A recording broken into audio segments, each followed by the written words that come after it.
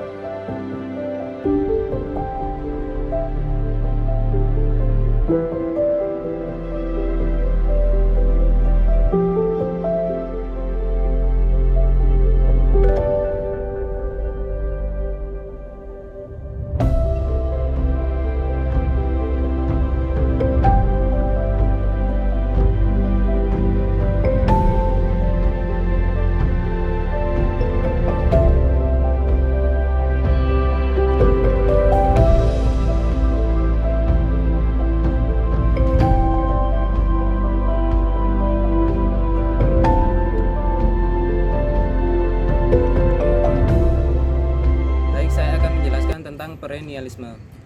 Yang pertama, pengertian dari perennialisme. Perennialisme berasal dari kata dasar perennial yang berarti abadi atau kekal, yang selalu ada tanpa akhir. Esensi aliran ini yaitu menerapkan nilai-nilai atau norma yang bersifat kekal dan abadi yang selalu seperti itu sepanjang sejarah manusia. Jadi, perennialisme sering dianggap sebagai suatu aliran yang ingin kembali atau mundur kepada nilai-nilai kebudayaan masa lalu. Perennialisme lahir sebagai suatu reaksi dan solusi terhadap pendidikan progresif dan atas terjadinya keadaan yang mereka sebut sebagai krisis kebudayaan dalam kehidupan manusia yang modern.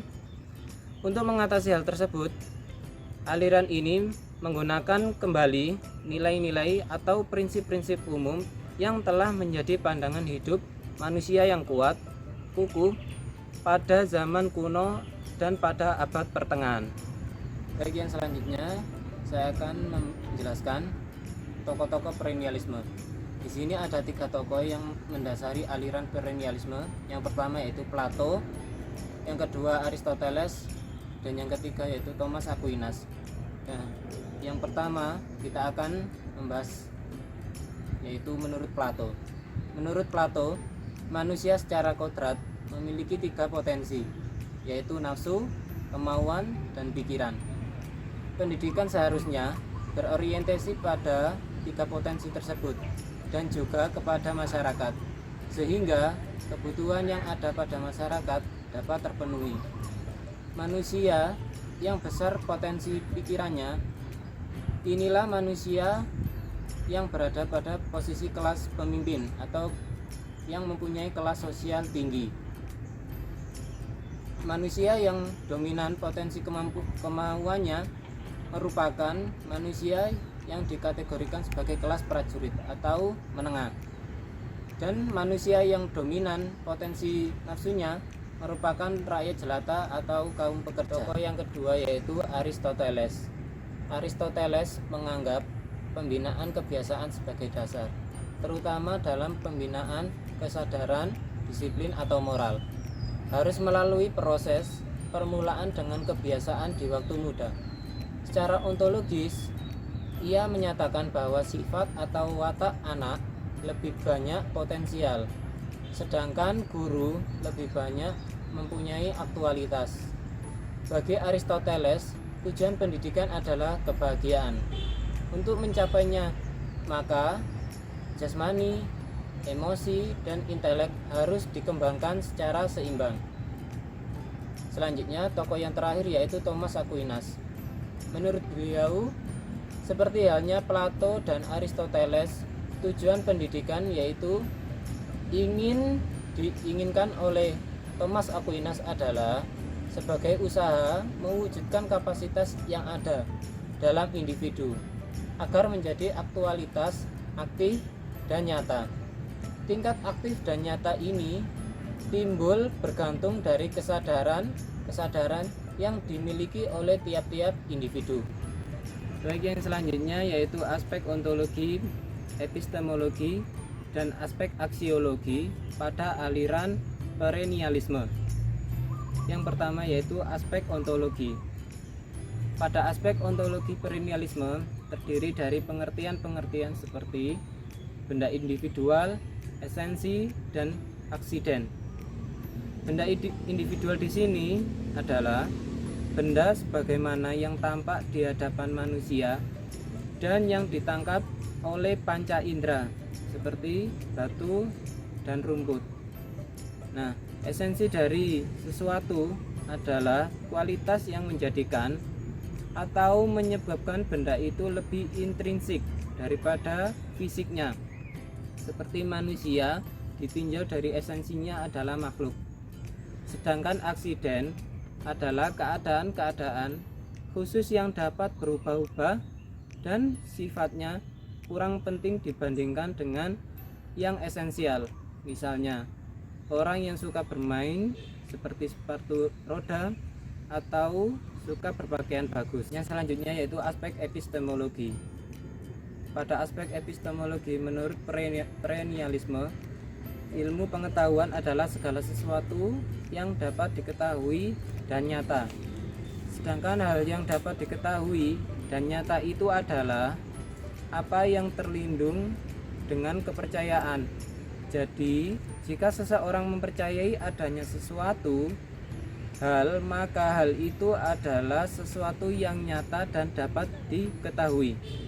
Sesuatu dikatakan nyata dan dapat diketahui apabila sesuatu itu benar. Kebenaran adalah sesuatu yang menunjukkan kesesuaian antara pikiran dan benda-benda. Benda-benda yang dimaksud di sini adalah sesuatu yang bersifat abadi. Ini berarti bahwa perhatian mengenai kebenaran merupakan esensi dari hal yang nyata dan dapat diketahui. Yang terakhir yaitu aspek aksiologi. Pada aspek aksiologi, aliran perennialisme memandang masalah nilai berdasarkan nilai asas-asas supranatural, yakni menerima universal yang abadi. Dengan asas seperti itu, ontologi dan epistemologi tidak hanya didasarkan pada prinsip teologi dan supranatural, tetapi juga aksiologi. Khusus dalam tingkah laku manusia sebagai subjek telah memiliki potensial kebaikan sesuai dengan kodratnya, di samping kecenderungan dan dorongan ke arah yang tidak baik. Yang selanjutnya yaitu perennialisme terhadap pendidikan. Perennialisme dalam konteks pendidikan dibangun atas dasar suatu keyakinan ontologisnya bahwa batang tubuh pengetahuan yang berlangsung dalam ruang dan waktu itu mestilah terbentuk melalui dasar-dasar pendidikan yang diterima oleh manusia dalam kesejahteraannya. Pendidikan menurut aliran ini adalah suatu upaya mempersiapkan sebuah kehidupan. Aliran ini meyakini bahwa pendidikan merupakan transfer ilmu pengetahuan mengenai kebenaran abadi. Pengetahuan adalah suatu kebenaran, sedangkan kebenaran selamanya memiliki kesamaan, sehingga penyelenggaraan pendidikan di mana-mana mestilah sama.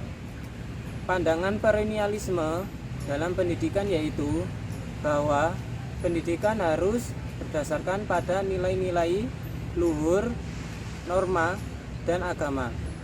Pendidikan juga harus menitik beratkan pada nilai agung terhadap guru. Pendidikan harus dipusatkan pada guru karena guru memiliki kemampuan serta norma-norma dan nilai-nilai luhur seperti tentang ilmu pengetahuan, tentang tujuan pendidikan, dan prinsip-prinsip pendidikan. Yang selanjutnya yaitu kekurangan terhadap aliran perennialisme. Pengetahuan dianggap lebih penting dan kurang memperhatikan kegiatan dalam kehidupan sehari-hari. Pendidikan yang menganut paham ini menekankan pada kebenaran absolut, kebenaran universal yang tidak terkait pada tempat dan waktu. Aliran perennialisme ini lebih berorientasi ke masa lalu.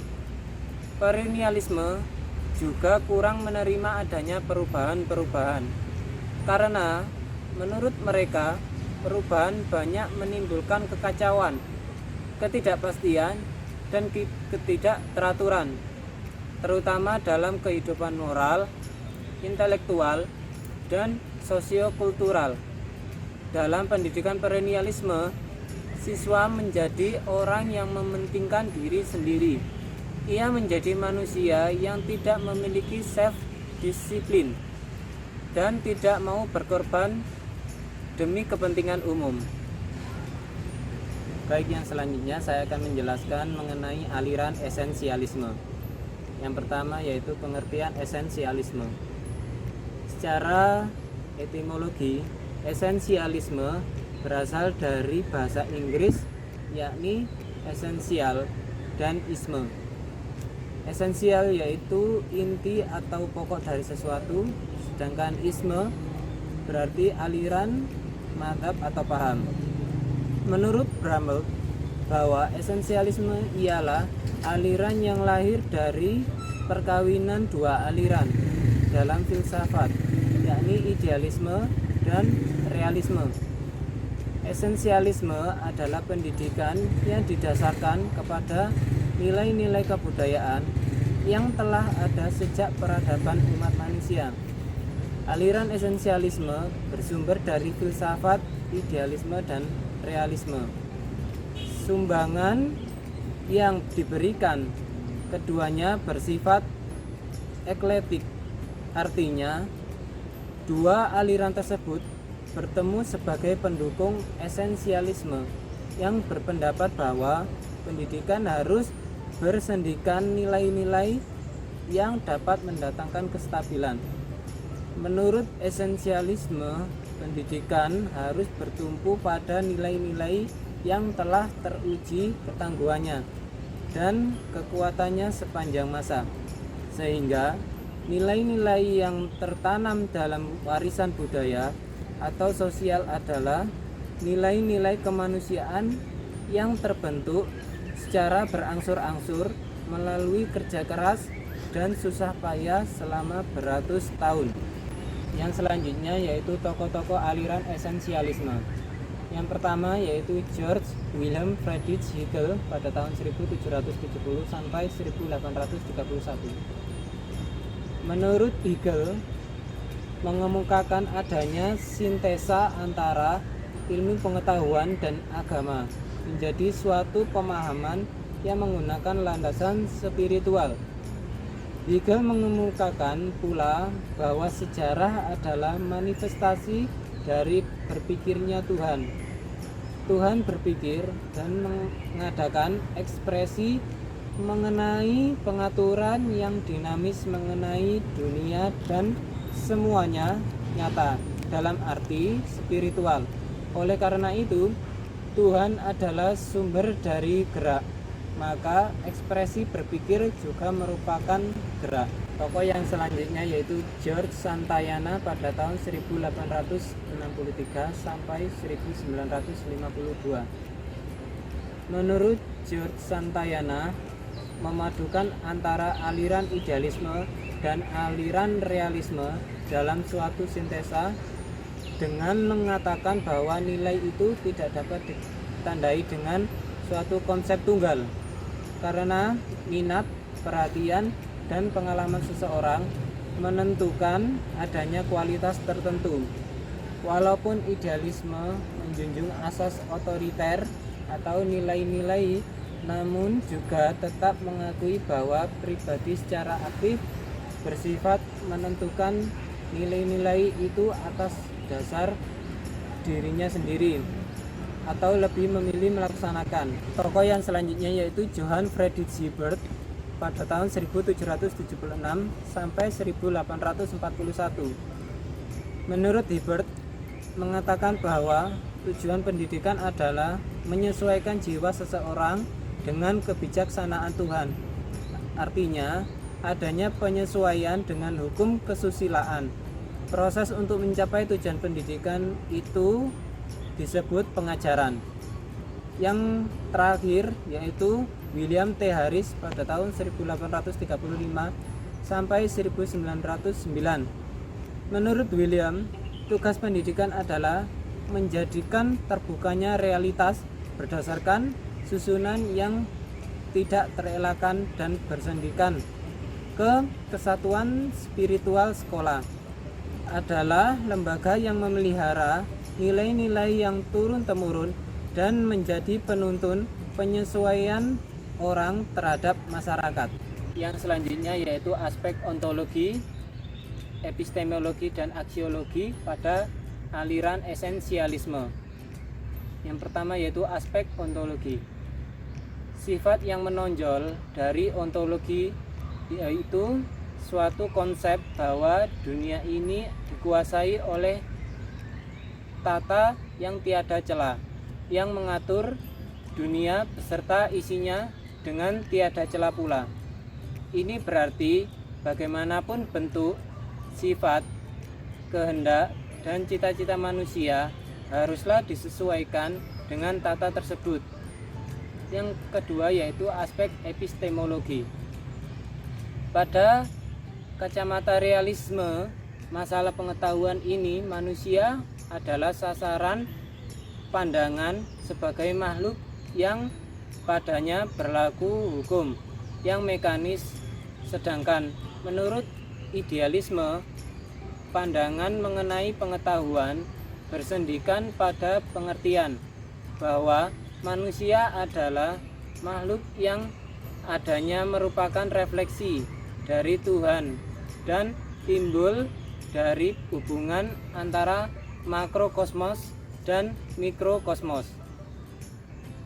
Yang terakhir yaitu aspek aksiologi. Nilai seperti halnya pengetahuan berakar pada dan diperoleh dari sumber-sumber objektif, sedangkan sifat-sifat nilai tergantung dari pandangan yang timbul dari realisme dan idealisme. Kedua aliran ini menyangkutkan masalah nilai dengan semua aspek pada kehidupan manusia, yang berarti meliputi pendidikan. Pandangan dari aliran ini atau kedua aliran ini yang mengenai nilai pada umumnya dan nilai keindahan pada khususnya akan dipaparkan berikut ini. Untuk hal yang pertama, dapatlah ditunjukkan bahwa nilai mempunyai pembawaan atas dasar komposisi yang ada. Misalnya kombinasi warna akan menimbulkan kesan baik bila penempatan dan fungsinya disesuaikan dengan pembawaan dari komponen-komponen yang ada. Untuk hal yang kedua, dapatlah diutarakan bahwa sikap, tingkah laku, dan ekspresi perasaan juga mempunyai hubungan dengan kualitas baik dan buruk. Dan selanjutnya akan dipresentasikan oleh teman saya, Mbak Harmia Rani. Baik, di sini saya akan melanjutkan pembahasan dari Mas Anton, yang mana poin yang keempat adalah esensialisme terhadap pendidikan. Nah, menurut aliran esensialisme ini, tugas pendidikan adalah mengajarkan pengetahuan dasar dan keterampilan dasar, yang mana maksudnya adalah seperti membaca, menulis, dan menghitung. Nah, sehingga kurikulum dalam aliran esensialisme ini menekankan pada pemahaman melalui percobaan sains dan penguasaan ilmu-ilmu alamiah daripada ilmu spiritual. Nah, peran guru pada aliran esensialisme ini bersifat otoritatif, yang mana maksudnya adalah merupakan pola asuh terhadap siswa yang menuntut siswa itu lebih mandiri, tetapi tetap pada dengan batas yang ditentukan dan juga dikendalikan oleh guru. Aliran ini menganggap sekolah harus mengajarkan nilai-nilai norma tradisional dan juga pengetahuan agar siswa kelak menjadi warga negara yang teladan. Nah, oleh karena itu, pengajaran yang diberikan kepada siswa itu berupa rasa hormat, taat menjalankan kewajiban, dan juga tenggang rasa kepada orang lain. Baik, poin selanjutnya yaitu tentang kekurangan terhadap aliran esensialisme. Nah, beberapa poin dalam kekurangan esensialisme ini adalah yang pertama, sekolah tidak boleh menetapkan kebijakan sosial. Yang kedua, memandang teknik dan kejuruan itu dibanding ilmu sastra dan juga IPA itu yang diperlukan siswa agar memberi kontribusi pada masyarakat. Yang terakhir adalah inisiatif lebih ditekankan pada guru dibandingkan dengan siswa. Baik, pembahasan selanjutnya yaitu tentang aliran rekonstruksionisme. Poin pertama yaitu tentang pengertian dan juga sejarah filsafat rekonstruksionisme. Nah, kata dari rekonstruktivisme berasal dari bahasa Inggris, yaitu rekonstruk yang berarti menyusun kembali. Filsafat pendidikan Islam menyatakan aliran rekonstruksionisme adalah suatu aliran yang berusaha merombak tata susunan lama dengan membangun tata susunan hidup kebudayaan yang lebih modern. Lahirnya aliran ini itu berawal dari krisis kebudayaan modern, yang mana aliran ini sepemikiran dengan aliran perennialisme, yang mana aliran perennialisme ini lebih memilih kembali ke alam kebudayaan abad pertengahan. Baik, poin selanjutnya yaitu tentang tokoh dalam filsafat rekonstruksionisme. Nah, tokoh pertama yaitu adalah George Cohn. Nah, menurut pemikiran George Cohn ini, bahwa pendidikan secara historis itu digunakan sebagai alat untuk memperkenalkan masyarakat terhadap tradisi budaya dan juga kondisi sosial yang telah diubah oleh sains modern, teknologi, dan industri, bahwa pendidikan digunakan sebagai kekuatan positif bagi penyusunan pola budaya baru dan untuk menghilangkan kejahatan masyarakat. Nah, untuk tokoh selanjutnya yaitu adalah Karl Barth. Nah, menurut pemikiran Karl Barth ini, bahwa nilai terbesar suatu sekolah harus menghasilkan manusia-manusia yang dapat berpikir secara efektif dan juga bekerja secara konstruktif.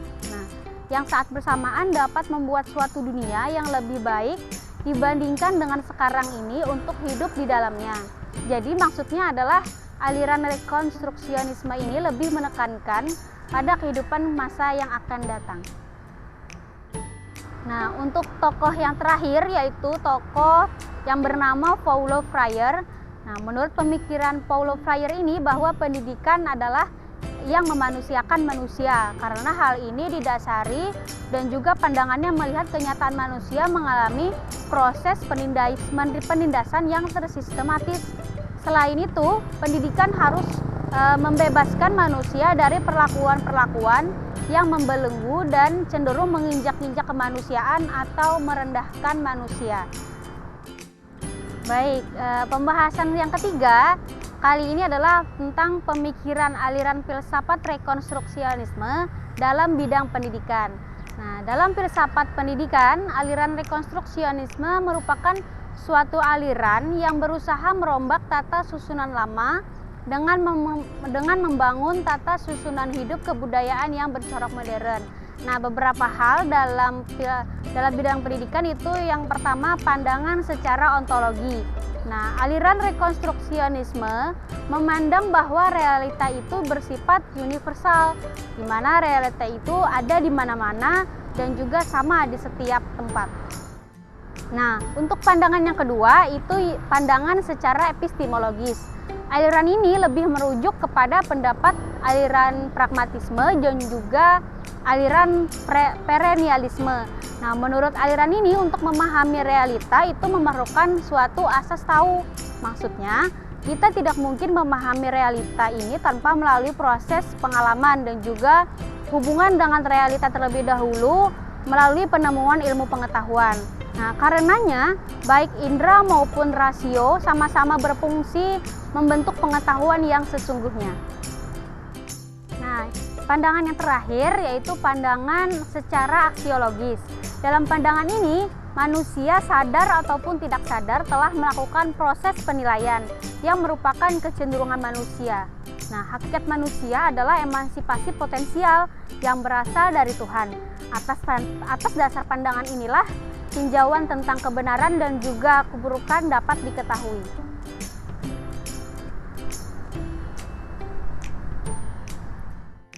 Baik, untuk pembahasan terakhir yaitu tentang integritas filsafat rekonstruksionisme dalam pembelajaran matematika. Filsafat rekonstruksionisme beranggapan bahwa sekolah harusnya mampu memainkan perannya sebagai agen pembaharuan terhadap berbagai persoalan yang menimpa zaman. Sehingga pada pembelajaran matematika, guru tidak hanya mengajarkan rumus-rumus dalam hitungan angka-angka, tetapi guru juga membantu siswa dalam menemukan sebuah rumus. Nah, guru juga harus turut serta ikut membentuk pemikiran siswa dalam memahami ilmu matematika. Nah, itu tadi pembahasan dari kelompok kami, dari saya Harmia dan juga Mas Anton, yang mana kami telah membahas tentang 3 aliran filsafat. Yang pertama aliran perennialisme, yang kedua aliran esensialisme, dan yang terakhir tadi juga aliran rekonstruksionisme. Nah, kami mohon maaf apabila dalam pembahasan aliran filsafat tadi terdapat kesalahan, dan jika ada yang perlu kita diskusikan, kita sambung diskusi kali ini dalam forum diskusi tanya jawab. Terima kasih. Wassalamualaikum warahmatullahi wabarakatuh. Selamat pagi.